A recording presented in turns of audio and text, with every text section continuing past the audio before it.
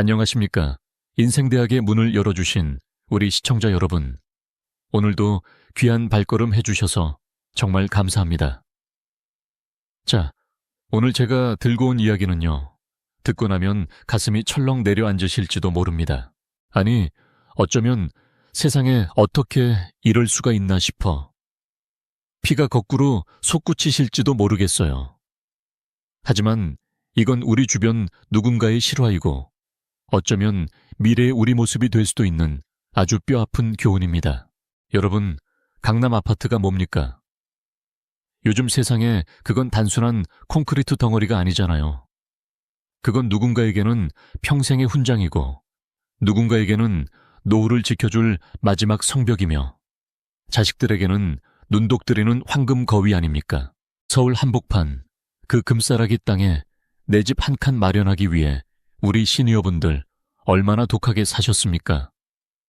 입고 싶은 거 안 입고 먹고 싶은 거 참아가며 손등이 거북이 등껍질처럼 갈라지도록 일해서 일궈낸 그 귀한 재산 말입니다. 그런데 말이죠. 그 금쪽 같은 아파트를 자식놈 앞날 생각해서 세금 좀 아껴보겠다고 미리 물려준 그날. 바로 그날 저녁에 아들 집 현관문 앞에서 마주한 현실이 어떠했는지 상상이나 가십니까? 평소엔 철컥하고 반갑게 열리던 그 도어록 소리가 그날따라 삐삐빅 거절의 비명을 내지르더랍니다. 비밀번호가 바뀐 겁니다. 그것도 부모가 서류에 도장 찍어준 지 딱 몇 시간 만에 말이죠. 자, 상상해보세요. 손에는 아들 좋아한다고 시장통에서 갓 튀긴 통닭 한 마리 들고 입겐 이제 큰 숙제 끝냈다는 홀가분한 미소를 띠며 아들 집을 찾아간 칠순의 어머니. 그런데 그 문이 열리지 않습니다. 아들에게 전화를 하니 받지도 않아요. 며느리는 한술 더 뜹니다. 과연 이 뒤에 어떤 기막힌 이야기가 숨어 있을까요? 오늘 이 사연 끝까지 듣지 않으시면 여러분도 모르는 사이에 평생 일군 노후가 모래성처럼 무너질지도 모릅니다. 자, 인생대학의 오늘 수업, 강남 아파트 넘겨준 날, 문전박대당한 어머니의 눈물. 이제 본격적으로 시작합니다. 이야기의 주인공은 올해 72이 되신 김순자 여사님입니다. 여사님은 소위 말하는 강남 1세대셨어요. 80년대 초반 허허벌판이던 강남 땅에 말뚝박고 들어와서 30년 넘게 낡은 아파트 한 채 붙잡고 사신 분이죠. 그 시절 강남 아파트가 지금처럼 수십억 할 줄 누가 알았겠습니까? 그저 비가 새지 않는 내 집 하나 있다는 게 감사해서 남편이랑 둘이서 파출부며 노가다며 가리지 않고 뛰어서 마련한 집이었죠. 남편이 일찍 세상을 떠나고 순자 여사님에게 남은 건 이 아파트 한 채와 외아들 종수 씨 뿐이었습니다. 순자 여사님에게 아들은 단순한 자식이 아니었어요. 내 목숨보다 귀한 존재, 내 인생의 유일한 희망이었죠. 아들놈기 죽이기 싫어서 본인은 구멍난 양말 기워 신으면서도 아들은 최고급 브랜드 옷만 입혔고 대치동 학원가에서 뒷바라지하느라 무릎 연골이 다 닳도록 뛰어다니셨습니다. 그 정성이 통했는지 아들은 번듯한 대학 나와서 대기업에 취직도 하고 또 어디서 참한 며느리도 데려오더군요. 그때까지만 해도 순자 여사님은 세상에서 제일 행복한 어머니였습니다. 며느리가 처음 인사 오던 날, 순자 여사님은 본인이 끼고 있던 다이아 반지를 빼서 며느리 손에 끼워줬습니다. 야야, 고생 많았다. 우리 아들 잘 부탁한다. 그때 며느리는 눈시울을 붉히며 어머니, 친정엄마처럼 모실게요 라고 말했었죠. 아, 그때 그 눈물이 진짜였다면 얼마나 좋았을까요? 결혼 후 몇 년은 참 평화로웠습니다. 명절마다 내려오고 가끔 안부 전화도 오고. 그런데 문제는 아들이 사업을 하겠다고 나서면서부터 시작됐습니다. 멀쩡한 직장 그만두고 친구랑 IT 회사를 차린다는데 처음엔 순자 여사님도 응원했죠. 하지만 사업이라는 게 어디 쉽습니까? 1년, 2년 지나면서 아들의 얼굴은 수척해졌고 며느리의 전화는 뜸해졌습니다. 그러더니 어느 날 아들이 집으로 찾아와 무릎을 꿇더군요. 어머니, 한 번만 살려주세요. 지금 이 고비만 넘기면 우리 회사 상장합니다. 그러면 어머니 강남 아파트? 그거 몇 채는 더 사드릴 수 있어요. 지금 세금이 문제인데 아파트를 저한테 미리 증여해 주시면 그걸 담보로 대출받아서 급한 불 끌 수 있습니다. 어머니 명의로 있으면 종부세니 뭐니 세금만 많이 나오고 나중에 상속세로 다 뺏겨요. 어머니, 제발요. 여러분, 만약 여러분의 자식이 눈앞에서 피눈물을 흘리며 이렇게 빈다면 어쩌시겠습니까? 주변 친구들은 도시락 싸들고 다니며 말렸습니다. 순자야, 절대 안 된다. 자식한테 집 문서 넘겨주는 순간 너는 객식구 되는 거야. 죽을 때까지 네 손에 쥐고 있어야 대우받는다. 하지만 순자 여사님은 생각했죠. 내 자식은 달라. 내가 어떻게 키운 아들인데. 그리고 지금 아들이 죽겠다는데 이 낡은 집 한 채가 무슨 소용이야. 결국 순자 여사님은 인감도장을 꺼냈습니다. 증여 서류에 도장을 찍던 날 아들은 어머니를 안으며 어머니 정말 감사합니다. 이제 고생 끝이에요. 제가 효도 제대로 할게요. 라고 말했습니다. 며느리도 옆에서 어머니 저희 집 빈방 아시죠? 거기 어머니 쓰시기 편하게 안마의자랑 다 들여놨어요. 이제 저희랑 같이 사세요. 라며 싹싹하게 굴었습니다. 순자 여사님은 그 말을 철석같이 믿었습니다. 아니, 믿고 싶었겠죠. 서류 절차가 다 끝나고 아들과 며느리는 바쁘다며 먼저 일어났습니다. 순자 여사님은 혼자 남겨진 집에서 짐을 싸기 시작했습니다. 30년 세월이 묻은 낡은 가구들은 다 버리고 아들 집으로 가져갈 옷가지랑 손때 묻은 앨범 몇 권만 챙겼죠. 마음이 헛헛하면서도 이제 자식들과 함께 살며 손주 재롱 볼 생각에 가슴이 두근거렸습니다. 저녁 무렵 순자 여사님은 택시를 타고 아들 아파트로 향했습니다. 가시는 길에 아들이 제일 좋아하는 동네 시장 통닭 한 마리를 사들고요. 노란 봉투에 밴 기름 냄새가 오늘따라 참 고소했습니다. 이놈, 이거 보면 환장하고 달려들겠지. 그런 기분 좋은 상상을 하며 엘리베이터를 타고 15층으로 올라갔습니다. 아들 집 문 앞, 익숙하게 번호를 누르려는데 어라? 도어록 모양이 바뀌어 있습니다. 에어라, 그새 고장이 났나? 생각하며 예전 번호를 눌러봤죠. 삐삐빅, 삐삐빅. 경고음이 울립니다. 다시 한번 눌러봅니다. 역시나 틀렸다는 소리만 돌아옵니다. 순자 여사님은 당황해서 아들에게 전화를 걸었습니다. 신호음은 가는데 받지를 않습니다. 며느리에게 전화를 걸었죠. 마찬가지입니다. 복도 차가운 바닥에 주저앉아 30분을 기다렸을까요? 드디어 며느리에게서 문자가 한 통 왔습니다. 그 문자를 본 순자 여사님은 눈앞이 캄캄해졌습니다. 어머니, 죄송해요. 저희 사정이 좀 생겨서 당분간은 같이 살기 힘들 것 같아요. 비밀번호는 저희 사생활도 있고 해서 바꿨습니다. 짐은 퀵으로 예전 집으로 보낼게요. 당분간은 거기 계세요. 여러분, 이게 믿어지십니까? 낮에 증여 서류에 도장 찍고 인감증명서 넘겨준 지 불과 6시간 만에 벌어진 일입니다. 당분간 거기 계세요라뇨. 그 집은 이제 아들 명의로 넘어갔고 조만간 담보대출 실행되면 팔릴지도 모르는 집인데 말입니다. 순자 여사님은 떨리는 손으로 문을 두드렸습니다. 종수야, 종수야, 엄마 왔다. 문 좀 열어봐라. 하지만 집 안에서는 정적만이 흐를 뿐이었습니다. 분명 거실 불은 켜져 있고 TV 소리도 미세하게 들리는데 말이죠. 그제야 순자 여사님은 깨달았습니다. 아들과 며느리에게 자신은 이제 이용 가치가 끝난 소모품에 불과했다는 사실을요. 손에 들려있던 통닭 봉투가 바닥으로 툭 떨어졌습니다. 식어버린 통닭처럼 순자 여사님의 심장도 차갑게 식어내렸습니다.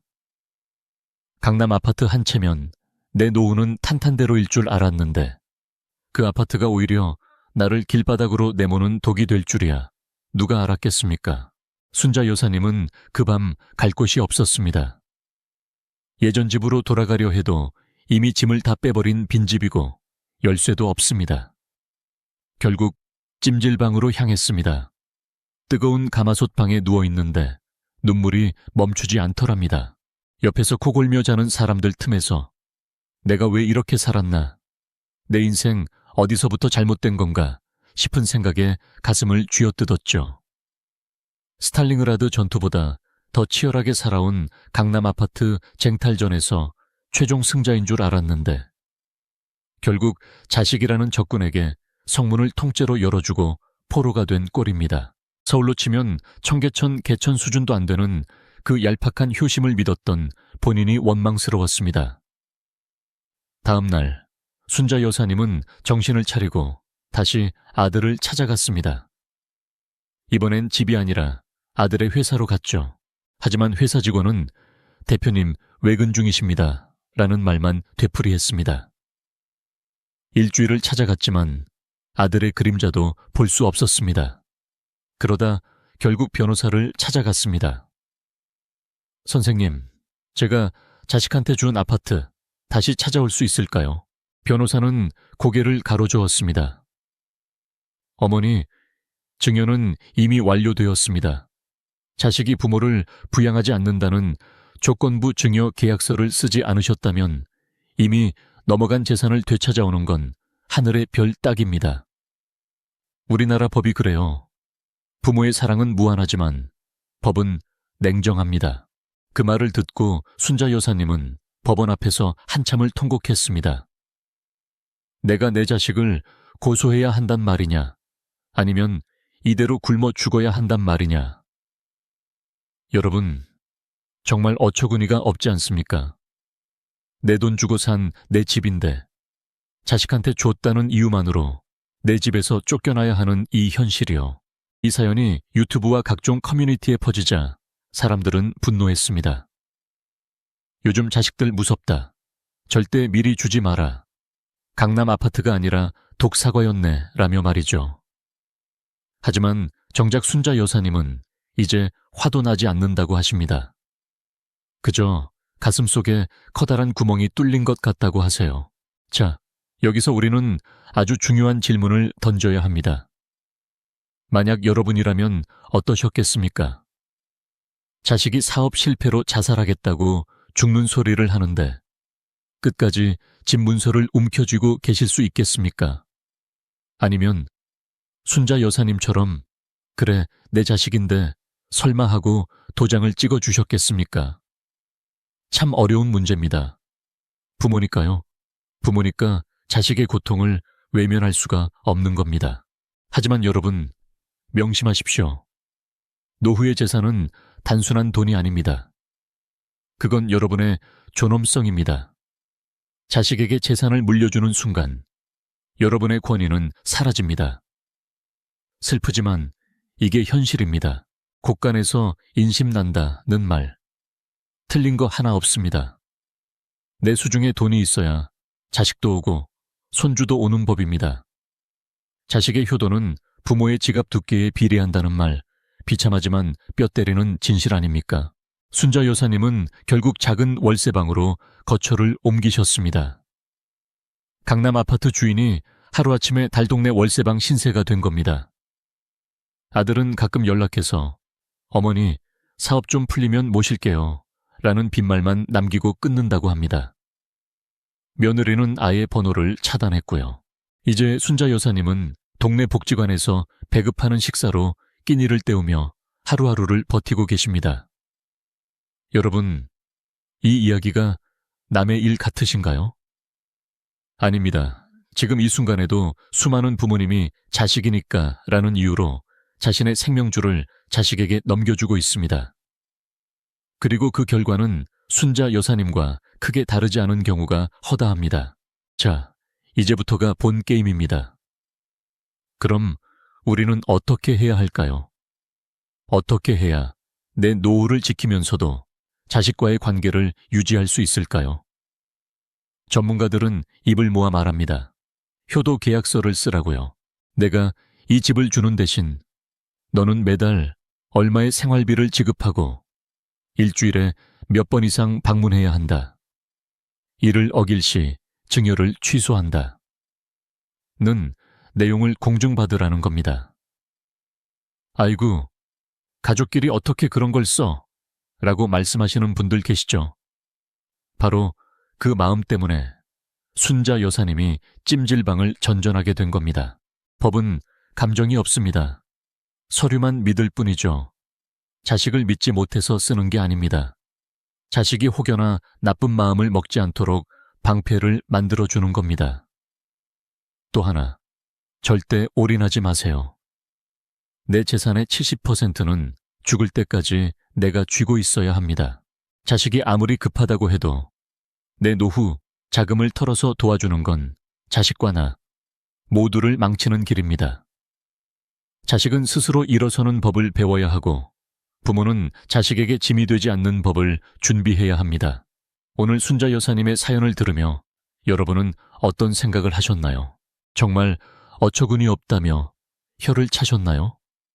아니면 나도 혹시 하는 불안감이 드셨나요? 만약 조금이라도 불안하셨다면 오늘 당장 여러분의 노후 계획을 다시 점검해 보시기 바랍니다. 여러분, 자식은 여러분의 인생을 대신 살아주지 않습니다. 그들도 그들만의 인생이 있고 그들만의 욕망이 있습니다. 그 욕망 앞에 부모의 희생은 때로 당연한 것으로 치부되기도 합니다. 엄마는 원래 그랬잖아. 아빠는 괜찮잖아. 라는 말 뒤에 숨은 자식들의 이기심을 경계하십시오. 인생대학의 오늘 수업 핵심은 이겁니다. 자식을 사랑하되 나 자신을 더 사랑하라. 내가 행복하고 내가 여유가 있어야 자식에게도 진정한 사랑을 줄 수 있습니다. 빈털터리가 된 부모는 자식에게 사랑이 아니라 부담일 뿐입니다. 그 부담이 결국 비극을 만들어내는 겁니다. 순자 여사님은 요즘 작은 소망이 하나 있다고 하십니다. 다시 그 시절로 돌아간다면 아들이 울며불며 매달릴 때 딱 한 대만 때려주고 싶다고요. 이놈아, 내 인생 네가 책임져라. 이 집은 내 목숨이다. 라고 소리치고 싶다고 하십니다. 하지만 이미 버스는 떠났고 남은 건 차가운 월세방 벽지뿐입니다. 우리 인생대학 시청자 여러분은 이런 후회 절대 하지 않으셨으면 좋겠습니다. 강남 아파트가 아니어도 좋습니다. 여러분이 평생 일군 그 소중한 재산 꼭 여러분의 손으로 지키십시오. 그게 여러분의 노후를 지키는 길이고 동시에 자식을 진정으로 위하는 길입니다. 자, 오늘 준비한 사연은 여기까지입니다. 이 이야기가 가슴에 와닿으셨다면 주변에 자식 증여 문제로 고민하는 친구분들에게 이 영상을 꼭 공유해 주세요. 여러분의 공유 한 번이 누군가의 인생을 구할 수도 있습니다. 여러분의 노후는 안녕하신가요? 혹시 여러분의 자식도 순자 여사님의 아들처럼 달콤한 말로 여러분의 주머니를 노리고 있지는 않나요? 한 번쯤 냉정하게 돌아보는 시간을 가지셨으면 합니다. 오늘 이야기가 유익하셨다면 구독과 좋아요, 그리고 여러분의 의견을 댓글로 남겨주세요. 나라면 이렇게 하겠다, 혹은 내 주변에도 이런 일이 있었다 하는 경험담도 좋습니다. 우리 시니어분들의 지혜를 모아 서로를 지켜주는 커뮤니티가 되었으면 합니다. 저는 다음 시간에도 여러분의 가슴을 울리고 인생의 등불이 되어줄 생생한 이야기로 찾아오겠습니다. 그때까지 건강관리 잘하시고 무엇보다 여러분 자신을 가장 먼저 챙기시는 행복한 하루 보내시길 바랍니다. 지금까지 인생대학의 대본 마스터였습니다. 감사합니다. 자, 방금 말씀드린 순자 여사님의 사례. 이게 단순히 개인의 비극으로 끝날 문제일까요? 우리 사회의 슬픈 자화상이죠. 그런데 여기서 끝이 아닙니다. 제가 꼭 드리고 싶은 말씀이 하나 더 있어요. 많은 분이 증여와 상속 사이에서 갈등하시죠. 죽어서 주면 세금 폭탄 맞는다는데 살아있을 때 줘야지 하는 생각 말입니다. 하지만 여러분, 세금 몇 푼 아끼려다 내 인생 전체를 세금으로 내게 될 수도 있다는 사실을 잊지 마세요. 돈은 숫자에 불과하지만 내 노후의 안락함은 생존의 문제입니다. 10억 상속세 낼 거 7억으로 줄인다고 해서 여러분이 찜질방 가는 게 정당화될 수는 없지 않습니까? 그리고 요즘은 불효자 방지법이라는 말도 심심찮게 들립니다.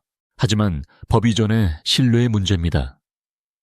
만약 자식에게 재산을 넘겨줘야 할 상황이라면 반드시 전문가와 상담하고 법적인 장치를 촘촘하게 만드세요. 설마 내 자식이라는 생각은 오늘 이 시간부로 쓰레기통에 던져버리십시오. 사랑은 가슴으로 하되 재산 관리는 머리로 해야 합니다. 순자 여사님의 아들은 지금 어떻게 살고 있을까요? 들리는 소문에 의하면 그 아파트를 담보로 받은 대출로 사업을 벌였다가 결국 또다시 실패해서 아파트마저 경매로 넘어갔다고 합니다.